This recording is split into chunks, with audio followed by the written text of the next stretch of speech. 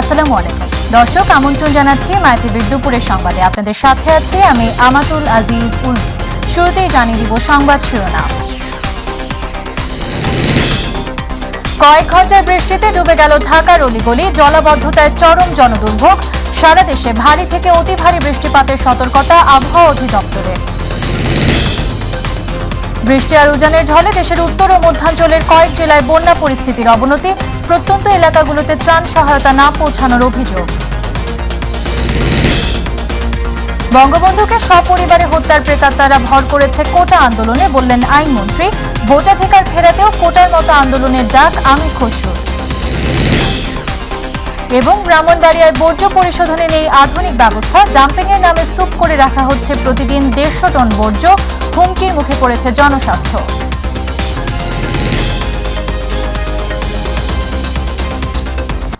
শুনছিলেন শিরোনাম, এবারে বিস্তারিত। মাত্র কয়েক ঘন্টার বৃষ্টি আর তাতেই ছুটির দিনে সাত সকালে তলিয়ে যায় রাজধানী ঢাকা। কোথাও কোমর পানি, আবার কোথাও বা হাঁটু পানি।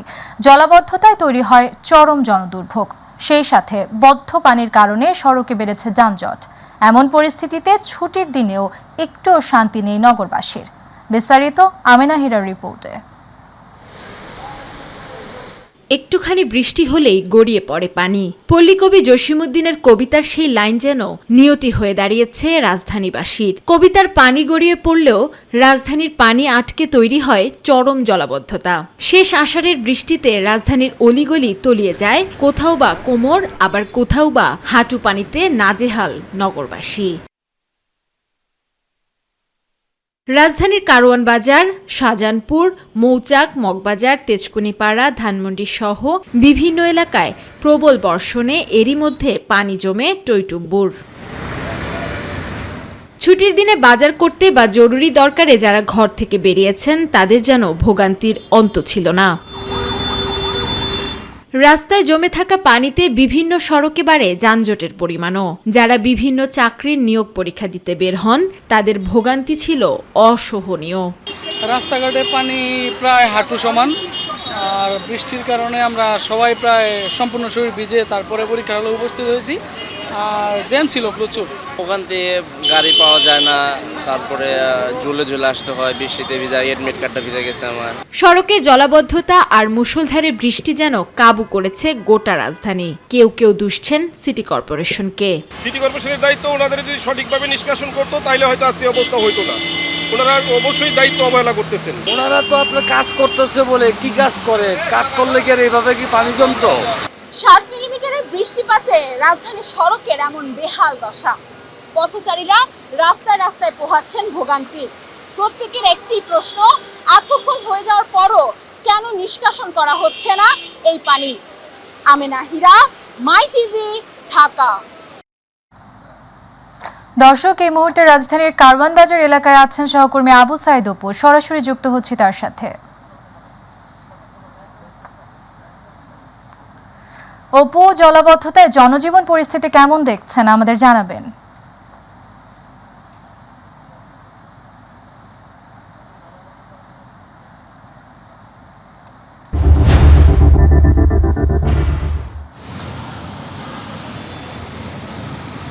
আমাতুল, আপনাকে ধন্যবাদ। আসলে আপনার মাধ্যমে জানাতে হয়, কিছুক্ষণ আগে আমাদের সহকর্মী আমেনা হীরা কিন্তু জানাচ্ছিলেন যে রাজধানীর জলাবদ্ধতার যে পরিস্থিতি সেটি কিন্তু আসলে জানাচ্ছিলেন।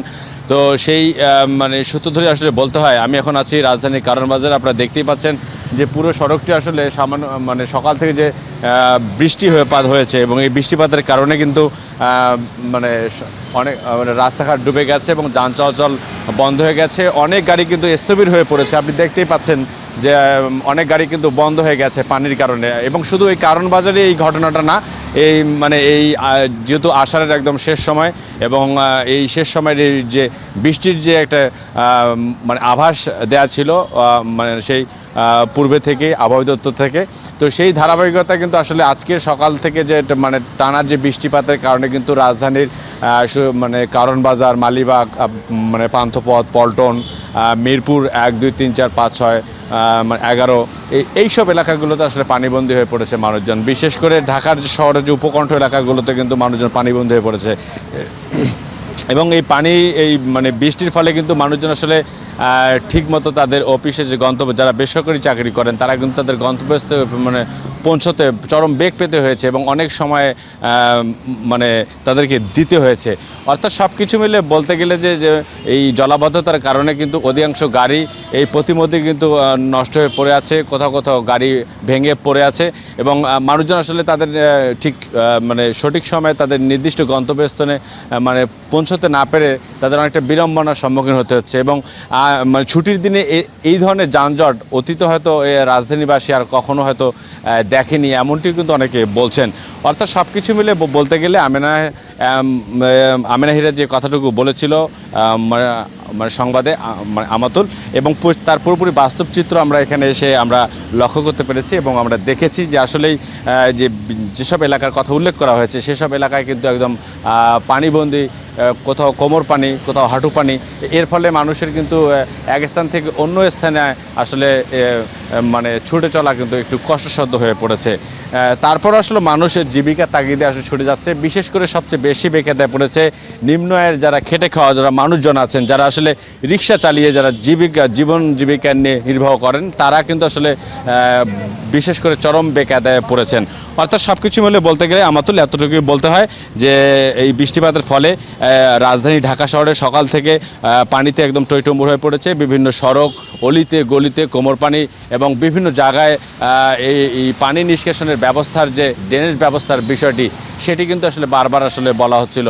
এই ড্রেনেজ ব্যবস্থাটা যদি আসলে পূর্ণাঙ্গভাবে চালু করা হয় এবং যারা আসলে দেখভালের দায়িত্বে রয়েছেন তারা যদি আসলে এই বিষয়টাকে আসলে মাথায় রাখেন যে এই ড্রেনেজ ব্যবস্থাটাকে আসলে ক্লিন করা হয়, তাহলে হয়তো এই জলাবদ্ধতার রূপ আর এই নগরবাসীকে দেখতে হবে না। তো আমাতুল, এটাই ছিল আমার কাছে কারণ বাজার থেকে সর্বশেষ খবর। আমাতুল। অপু, আপনাকে ধন্যবাদ। দর্শক, রাজধানীর কারওয়ান বাজার থেকে জলাবদ্ধতা পরিস্থিতি সম্পর্কে জানাচ্ছিলেন সহকর্মী আবু সাইদ অপু। এবারে চলে যাচ্ছে পল্টনে, সেখানে আছেন সহকর্মী মাহবুব সৈকত, সরাসরি যুক্ত হচ্ছে তার সাথে। মাহবুব, জলাবদ্ধতার পরিস্থিতি কেমন দেখছেন?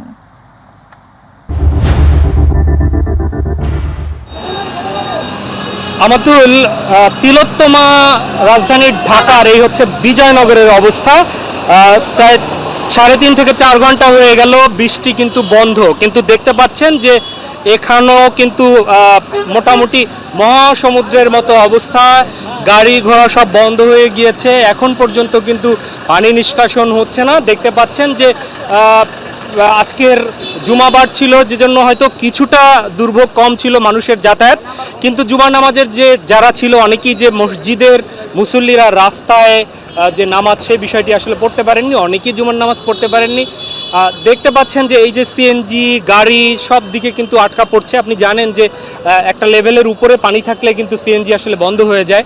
তো মহা দুর্ভোগ আসলে চলছে এক কথায় নগরবাসীর, এবং সেক্ষেত্রে তাদের বরাবরের মতোই যে কথা, সেটা হচ্ছে যে আসলে গণমাধ্যমে এগুলো আমরা তুলে ধরছি, কিন্তু সবার বক্তব্য হচ্ছে যে এই গণমাধ্যমে তুলে ধরা সেইগুলো আসলে কতটুকু ফায়দা হচ্ছে। নগরপিতা, নগরের সাথে যারা আছে তারা তো সবসময় এই বিষয়গুলো বলছেন।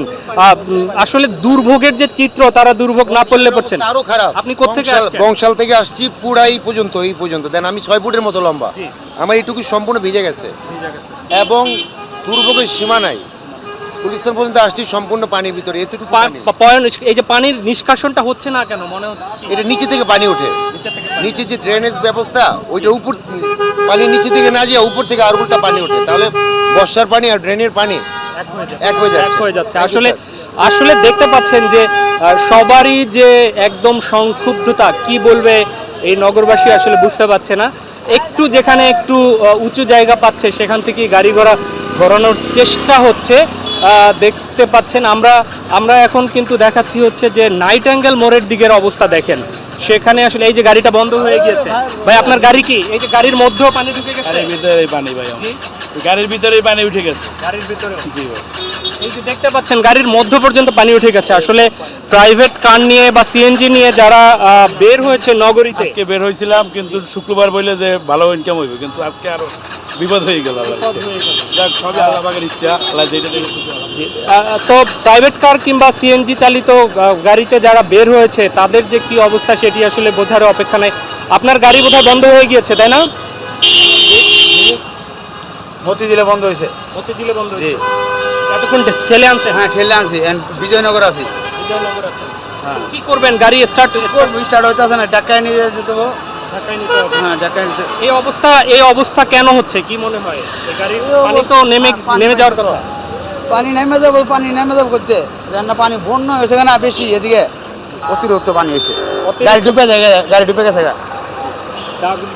আসলে আমাতুল, সেটি হচ্ছে যে এখানের মানুষ আসলে নির্বাক, কোথায় বলবে, কার কাছে বলবে, কবে এগুলো ঠিক হবে তারা আসলে জানে না। একদিক থেকে নগরবাসী বলছে যে তাদের হাউস রেন্ট বাড়ছে, তাদের ট্যাক্স ভ্যাট বাড়ছে, তাদের যে নগর উন্নয়ন ফি বাড়ছে, নগরীর খরচ বাড়ছে, তো সব কিছুই কিন্তু খরচ তাদের দিতে হচ্ছে। কিন্তু নগরের যে মানুষকে যে স্বস্তি অথবা নাগরিক সেবা, সেই সেবা থেকে কিন্তু আসলে তারা সেই বঞ্চিতই হয়ে যাচ্ছে প্রতিনিয়ত। মানুষ সংক্ষুব্ধ, মানুষ এ থেকে পরিত্রাণ চায়। তো এই হচ্ছে আসলে এখানকার সংবাদ। গোটা নগরীর যেখানেই গিয়েছি সেখানেই দুই একটি রাস্তা ছাড়া কিন্তু সবগুলোরই চিত্রটা এমন। আমরা হয়তো পরবর্তী সংবাদগুলোতে আমরা আরও বিস্তারিত তুলে ধরতে পারবো। আমাতুল। মাহবুব, আপনাকে ধন্যবাদ। দর্শক, রাজধানীর বিজয়নগর থেকে জলাবদ্ধতার দুর্ভোগ সম্পর্কে জানাচ্ছিলেন সহকর্মী মাহবুব সৈকত। চলে যাচ্ছি পরবর্তী সংবাদে। টানা ভারী বর্ষণে কক্সবাজার শহর ও আশপাশের এলাকায় পৃথক পাহাড় ধসের ঘটনা ঘটেছে। এতে 2 শিশুসহ 4 জনের মৃত্যু হয়েছে। বৃহস্পতিবার শহরের সৈকত পাড়ায় পাহাড় ধসে মাটি চাপা পড়ে এক শিশু মারা যাওয়ার পাশাপাশি 3 জন আহত হয়েছে। এর আগে পাহাড় ধসে কক্সবাজার পৌরসভার 7 নম্বর ওয়ার্ডের শিকদার বাজার এলাকায় এক শিশু ও এবিসি ঘোনা এলাকায় এক নারী এবং বিকেলে কক্সবাজার সদর উপজেলার ঝিলংজা ইউনিয়নের দক্ষিণ মুহুরিপাড়া পাতাবুনিয়া এলাকায় আরেক নারী নিহতের ঘটনা ঘটে। নিহতরা হলেন জমিলা আক্তার, নাজমুল হাসান, মিম এবং লায়লা বেগম। এছাড়া টানা বর্ষণ ও পাহাড়ি ঢলে কক্সবাজার শহর সহ জেলার 20টি গ্রাম প্লাবিত হয়েছে। বৃষ্টি আর উজানের ঢলে উত্তর ও মধ্যাঞ্চলের কয়েক জেলায় বন্যা পরিস্থিতির আরও অবনতি হয়েছে। অবর্ণনীয় কষ্টে দিন কাটছে বানভাসী লাখো পরিবারের। যমুনা নদীর পানি বৃদ্ধি অব্যাহত থাকায় জামালপুরের নতুন নতুন এলাকা প্লাবিত হয়েছে। বাড়িঘর ছেড়ে অনেকেই আশ্রয় নিয়েছে উঁচু জায়গা কিংবা আশ্রয় কেন্দ্রে। প্রত্যন্ত এলাকাগুলোতে ত্রাণ সহায়তা না পৌঁছানোর অভিযোগ রয়েছে। প্রতিনিধিদের পাঠানো তথ্যচিত্রে আরও জানাচ্ছেন শামস তাবরিজ উচ্ছ্বাস। বৃষ্টি আর উজানের ঢলে উত্তর ও মধ্যাঞ্চলের বেশ কয়েক জেলায় বন্যা পরিস্থিতি আরও অবনতি হয়েছে। অবর্ণনীয় কষ্টে দিন কাটছে বানভাসী লাখো পরিবারের। 11 দিন ধরে চলা বৃষ্টি ও বন্যায় চরম ভোগান্তিতে কাটছে কুড়িগ্রামের চরবাসীদের দিন। জেলার প্রায় 4.5 শতাধিক চরসহ প্রায় 2 লাখ মানুষ বন্যায় অসহনীয় দিন যাপন করছে। অপরিচিত নৌকা দেখলেই ভেলায় অথবা ডিঙ্গি নৌকায় ছুটছেন চরের মানুষ। দুর্গম অনেক চরে মানুষের কাছে পৌঁছায়নি খাদ্য সহায়তা। 8-10 দিন থেকে পানি, মানে খাওয়া দাওয়া চলাফেরা করার কষ্ট হবার দেখছি। চেয়ারম্যান মেম্বার কেউ সহযোগিতা করে নাই। জল পানির জন্য বের হতে পারি না, বাচ্চা কোচ্চাক নিয়ে অনেক সমস্যা, খাওয়া দাওয়ার কষ্ট। যমুনা নদীর পানি বৃদ্ধি অব্যাহত থাকায় জামালপুরে নতুন নতুন এলাকা প্লাবিত হয়েছে। দ্বিতীয় ধাপের বন্যায় বাহাদুরাবাদ পয়েন্টে গত 24 ঘন্টায় 4 সেন্টিমিটার বেড়ে বিপদসীমার 55 সেন্টিমিটার উপর দিয়ে প্রবাহিত হচ্ছে। 6টি উপজেলার 41টি ইউনিয়নের নিম্নাঞ্চলের 3 লাখ মানুষ পানিবন্দী। বাড়িঘর ছেড়ে অনেকে আশ্রয় নিয়েছেন উঁচু জায়গা বা আশ্রয় কেন্দ্রে। যমুনা সহ নদ নদীর পানি বাড়তে থাকায় সিরাজগঞ্জে বন্যা পরিস্থিতির অবনতি হয়েছে। বন্যার পাশাপাশি চলছে ভাঙন। জেলা সদর, চৌহালি, শাহজাদপুর উপজেলায় বিলীন হয়েছে নানান স্থাপনা। বন্যা কবলিত এলাকাগুলোতে দেখা দিয়েছে খাবার, বিশুদ্ধ পানির তীব্র সংকট। প্রশাসনের হিসেবে পানিবন্দী জেলার 5 উপজেলায় প্রায় 50,000 মানুষ। দ্বিতীয় দফায় বন্যার রেশ কাটতে না কাটতেই ভারী বৃষ্টি ও পাহাড়ি ঢলে পানিতে সুনামগঞ্জে ফের বন্যা পরিস্থিতি দেখা দিয়েছে। সুরমা নদীর পানি 45 সেন্টিমিটার বৃদ্ধি পেয়ে সুনামগঞ্জ শহরের 16 ঘর পয়েন্টের বিপদসীমার 30 সেন্টিমিটার উপর দিয়ে প্রবাহিত হচ্ছে। পাহাড়ি ঢলের পানিতে সুনামগঞ্জ তাহিরপুর সড়ক প্লাবিত হয়ে সরাসরি যান চলাচল বন্ধ রয়েছে। এতে দুর্ভোগ পোহাতে হচ্ছে এই সড়কের পাশাপাশি বাসিন্দাদের। শামস তাবরিজ উচ্ছ্বাস, মাই টিভি নিউজ ডেস্ক। যারা বাংলাদেশের স্বাধীনতায় বিরোধিতা করেছিল এবং ষড়যন্ত্র করে বঙ্গবন্ধু শেখ মুজিবুর রহমানকে সপরিবারে হত্যা করেছিল, সেই প্রেতাত্মারা আজ কোটা সংস্কার আন্দোলনের নামে ষড়যন্ত্রে লিপ্ত বলে মন্তব্য করেছেন আইনমন্ত্রী আনিসুল হক।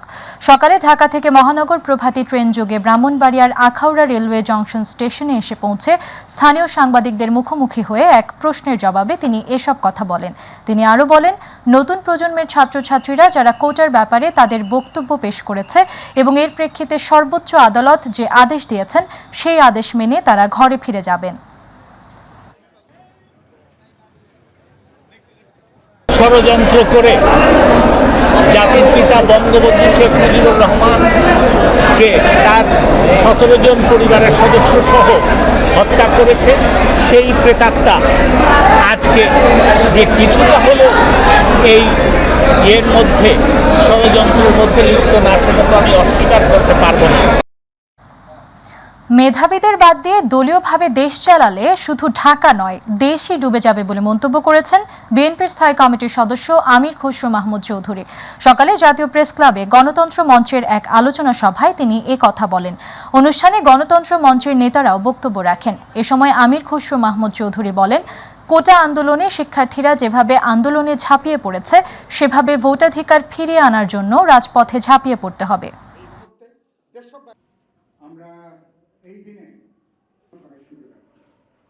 কোটার ব্যাপারে তো আমি যথেষ্ট বলেছি, গতকালও বলেছি যে কি বাংলাদেশের মেধা যদি ধ্বংস করতে চায় তাহলে তারা যেভাবে সরকার চালাচ্ছে, যেভাবে ব্যবস্থা চালাচ্ছে কোটা ব্যবস্থা সহ, তাহলে আগামী দিনে মেধাবী বাংলাদেশের কোনো সুযোগ নেই, বাংলাদেশকে সামনের দিকে দিয়ে যাওয়ার কোনো সুযোগ থাকবে না।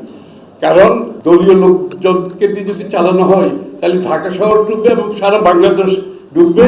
আর আর্থিকভাবে রাজনৈতিকভাবে তো এমনি ডুবে গেছে, এখন খালি আপনি পানির ডুবাটা চোখে দেখতে পাচ্ছেন, আর সব দিক থেকে বাংলাদেশ ডুবে গেছে। বর্জ্য পরিশোধনে আধুনিক ব্যবস্থা নেই ব্রাহ্মণবাড়িয়া পৌরসভায়। ডাম্পিংয়ের নামে প্রতিদিন 150 টন বর্জ্য স্তূপ করে রাখা হচ্ছে সড়কের পাশে ও খোলা আকাশের নিচে। এতে পরিবেশ বিপর্যয়ের পাশাপাশি হুমকির মুখে পড়েছে জনস্বাস্থ্য। প্রতিনিধি আফম কাউসার ইমরানের রিপোর্ট, জানাচ্ছেন এস এম হামিম। বিস্তৃত স্থান জুড়ে বর্জ্যের ভাগাড়। বর্জ্য পরিশোধনে পরিকল্পিত ব্যবস্থা না থাকায় বর্জ্যের ভারে দুঃখতে হচ্ছে ব্রাহ্মণবাড়িয়া পৌরসভার। প্রতিদিন 150 টন বর্জ্য সড়কের পাশে খোলা আকাশের নিচে স্তূপ করে রাখা হচ্ছে। বর্জ্য ব্যবস্থাপনায় 2012 সালে শহরের 6 বাড়িয়া এলাকায় 3 একর জায়গায় ডাম্পিং স্টেশন করে পৌরসভা, যদিও সেখানে নেই বর্জ্য পরিশোধনের পরিবেশ বান্ধব কোনো প্রযুক্তি। এতে নোংরা পরিবেশে চলছে মশামাছি সহ নানা রকমের বিষাক্ত ক্ষতিকারক পোকামাকড়ের অবাধ বংশ বিস্তার। পৌরবাসী আক্রান্ত হচ্ছে শ্বাসকষ্ট সহ নানা রোগে। ময়লার দুর্গন্ধের কারণে আমরা বাড়ি ঘর থাকতে পারতাছি না, আমাদের আসা যাওয়া খুব কষ্ট হয় ময়লার দুর্গন্ধের কারণে। রাস্তা জাম লাগে জায়গা, যাত্রীরা অসুস্থ হয়ে জায়গা। ময়লাটার জন্য আমাদের অনেক ক্ষতি হচ্ছে এবং অনেক কষ্ট হচ্ছে। পার্শ্ববর্তী এলাকাতেও ছড়াইছে এসব গন্ধ এবং এসব দুর্গন্ধের কারণে মানুষের রোগ জীবাণু মানুষের মধ্যে ছড়িয়ে যাচ্ছে। বছরের পর বছর এই বর্জ্য পরিকল্পিত উপায়ে পরিশোধনের ব্যবস্থা না নেওয়া হলে দেখা দিবে পরিবেশ বিপর্যয়ের, এমনটাই আশঙ্কা করছেন সচেতন মহল। আমরা মেয়র মহোদয়ের কাছে দৃষ্টি আকর্ষণ করবো যেন তাড়াতাড়ি উনি এই অব্যবস্থাপনা দূর করে কীভাবে শহরকে পরিষ্কার রাখানো যায় এবং শহরকে কীভাবে সুন্দর করা যায় সেই দিকে উনি নিজের যথেষ্ট পরিমাণ নজর দিই। প্রতিদিনের মানে এটা প্রতিদিন অপসারণ করবে, এটাই পৌরসভার কাজ হওয়া উচিত। মাঝে মধ্যে দেখা যায় আগুন দিয়ে পোড়ানো হচ্ছে, এই জন্য কিন্তু এই এলাকার কিন্তু বায়ু দূষণের একটা ব্যাপার হয়ে দাঁড়িয়েছে। বর্জ্য ব্যবস্থাপনায় সংকটের কথা স্বীকার করে আধুনিকায়ন করা হবে বলে জানিয়েছে পৌর কর্তৃপক্ষ। ব্রাহ্মণবাড়িয়া পৌরসভার গার্বেজ ম্যানেজমেন্ট সিস্টেমটাকে আপগ্রেডেশন করার জন্য আমাদের মাননীয় মন্ত্রী মহোদয়ের নির্দেশনায় আমরা কাজ করছি। 1868 সালে প্রতিষ্ঠিত প্রথম শ্রেণীর ব্রাহ্মণবাড়িয়া পৌরসভায় প্রায় 3 লক্ষ মানুষের বসবাস। এস এম হামিম, মাই টিভি।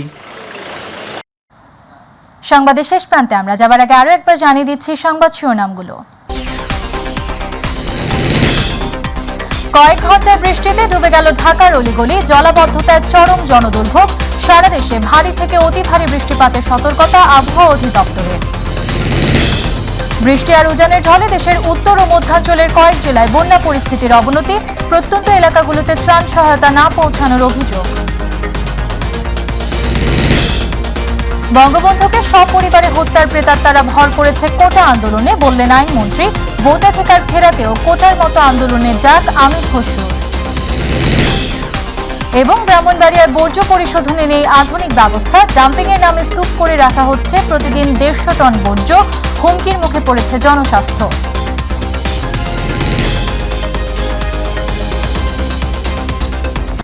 দর্শক সঙ্গে থাকার জন্য ধন্যবাদ। এছাড়া ইউটিউবে মাই টিভি সংবাদ পেতে ভিজিট করুন youtube/mytvbd নিউজ এবং আমাদের অনুষ্ঠান দেখতে ভিজিট করুন youtube/mytvবাংলা, facebook/mytvবাংলা। পরবর্তী সংবাদ দেখার আমন্ত্রণ জানিয়ে বিদায় নিচ্ছি। আল্লাহ হাফেজ।